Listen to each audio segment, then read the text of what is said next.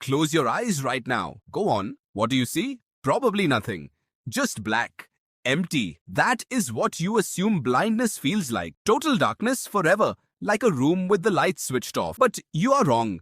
And the real answer is far stranger than darkness. Most blind people do not see black. They do not see anything that resembles a color at all, because color needs light, and light needs eyes that can catch it. What they experience instead depends entirely on how they lost their sight when they lost it, and what their brain decided to do about it. Some see static like an old television between channels. Some see geometric shapes that pulse and rotate on their own. Some, astonishingly, still see faces. Vivid, detailed, uninvited faces floating in front of them for no reason at all. Your eyes are not actually where seeing happens. They are just the delivery system. The real theater is inside your skull, in a region at the very back of your brain called the visual cortex. Light hits your retina, gets converted into electrical signals, and those signals travel down a cable to the back of your head. That is where the picture actually gets built. Your eyes gather the raw material. Your brain does the seeing. So what happens when the raw material stops arriving? You would think the visual cortex just goes dark like a screen with no input. Idle, waiting, but brains hate being idle. And in 2004, a researcher named Alvaro Pascual Leon ran an experiment that changed how scientists understood blindness completely. He studied people who had been blind for years and were fluent in reading Braille with their fingertips. Then he used a technique called transcranial magnetic stimulation, a way of temporarily disrupting a specific part of the brain from outside the skull, and pointed it directly at their visual cortex. Their fingertips went numb. Not their fingers themselves, their sense of touch in the region of the brain that was supposed to handle vision. Their visual cortex had switched jobs. With no images to process, the brain had quietly repurposed that entire region for something else. Touch, sound, language. Real estate that valuable does not stay empty for long. This is called neuroplasticity. And it is one of the most aggressive, opportunistic properties your brain has. It does not wait for permission. It reallocates. Which brings us back to the faces. For people who go blind later in life, after years of seeing the world normally, the visual cortex still remembers how to build images.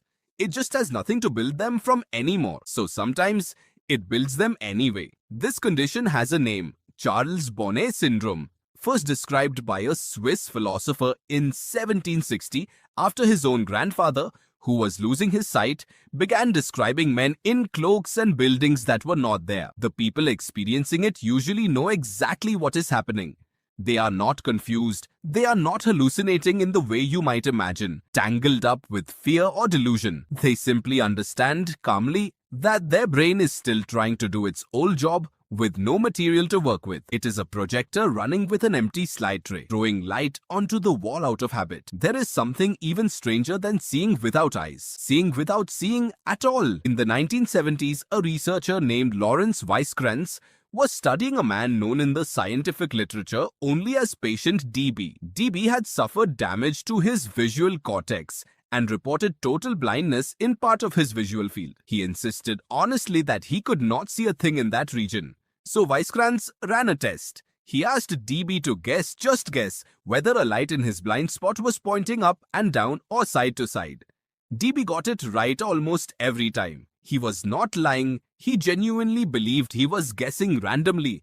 But some pathway in his brain, older and more primitive than the visual cortex, was still processing basic shape and motion and quietly feeding that information to the rest of his brain without ever generating the experience of seeing. Weisskranz called it blindsight, knowledge without awareness, a brain that can navigate a world it insists it cannot perceive. Doesn't that unsettle you a little? That there might be a version of seeing that never announces itself? For people who are born blind, the experience is different again, and in some ways, harder for a sighted person to imagine at all. They never had a visual cortex trained on light and color in the first place, so there is no library of images to draw from, no faces to hallucinate, no memory of red or blue to miss. And yet, their visual cortex is really wasted space. Study after study, including work by the neuroscientist David Eagleman, has shown that congenitally blind brains repurpose that region for hearing, for language, for the extraordinarily fine spatial mapping required to read Braille at speed or navigate a crowded street. By sound alone, some people who are born blind can echolocate, clicking their tongue and listening to the returning sound to build a mental map of a room, well enough to ride a bicycle through unfamiliar streets. Their brain is not seeing, but it is building something that does almost the same job, using entirely different materials. Eagleman took this even further with a device called the Vest, a vibrating harness that translates sound or camera data into patterns of touch across the skin. Wearers describe something remarkable happening after enough practice. The sensation stops feeling like buzzing on their back. It starts feeling like information about the world outside them. Not touch, not quite sight either. Something new, built entirely by a brain that refuses to accept a missing sense as a closed door. That is the twist hiding underneath all of this. Your brain was never really built to see with your eyes specifically. It was built to build a model of the world using whatever data it can get. Eyes are simply the most common way that data arrives. Take them away, and the machinery underneath does not stop running. It reroutes. So when you ask what blind people see, there is no single answer because there is no single kind of blindness. Some see static, some see faces that mean nothing and vanish on their own schedule. Some see nothing at all, while some part of their brain quietly knows more than they think they know. And some do not see in any sense you would recognize and build a version of the world through sound and touch so complete that words like seeing start to feel too narrow to hold it. Close your eyes again. What you're looking at right now is not darkness. It is your visual cortex, waiting, still fully wired, still capable, simply out of a job for the next few seconds. The moment you open them, it goes right back to building your world out of light. For someone else, it never stopped building. It just started using something else.